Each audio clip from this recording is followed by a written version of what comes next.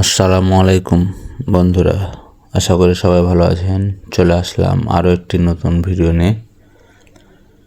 এই ভিডিওটা হচ্ছে যে আপনারা আপনাদের বিকাশ অ্যাকাউন্ট কার নামে সেটা ভুলে গেছেন, বা আপনারা কোনো নাম্বারে বিকাশে টাকা পাঠিয়ে ভুলক্রমে টাকা চলে গেছে, বা কেউ আপনাদের সাথে প্রতারিত করেছে, সেই বিকাশ অ্যাকাউন্টটা কার নামে করা আপনারা জানতে পারবেন। কারণ কাস্টমার কেয়ারে যদি আপনি ফোন দেন বিকাশের, সেক্ষেত্রে আপনাকে তারা বলবে না, আপনাকে বলবে সঠিক তথ্য দিতে না পারলে আপনি যদি জানতে চান তো আপনাকে কখনোই বলবেন না বিকাশটা কার নামে করা।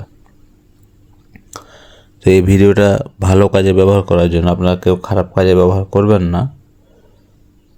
যদি এই ভিডিওটা দেখে আপনাদের কোনো উপকার আসে তো আপনারা চ্যানেলটিকে সাবস্ক্রাইব করে ও ভিডিওটাকে বেশি বেশি শেয়ার করে দেবেন। তো চলেন আমরা বেশিক্ষণ আর না বকি, আমরা চলে যাই আমাদের সেলফিন অ্যাপসে। ইসলামী ব্যাংকের সেলফিন অ্যাপস যদি আপনাদের কারো থাকে তাহলে তো থাকলে, তা না হলে আপনারা এই সেলফিন অ্যাপসটা ইনস্টল করে নেবেন।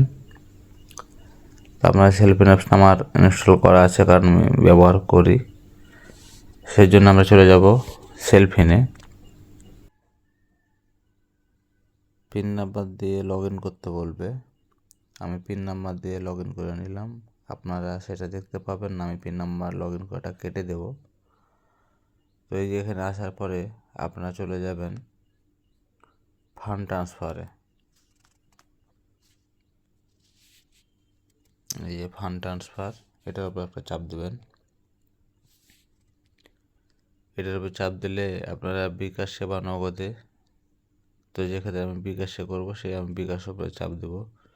বিকাশে চাপ দেওয়ার পরে আপনারা এখানে যে বিকাশ নাম্বার, এই বিকাশ নাম্বারটা দিয়ে দিবেন। সেটা আপনার হোক বা অন্য কারো হোক।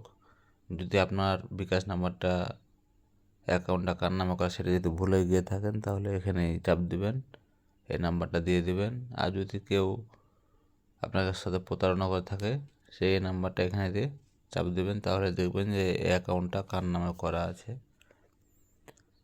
তো সে পর্যন্ত সবাই ভালো থাকবেন বন্ধুরা। আসসালামু আলাইকুম।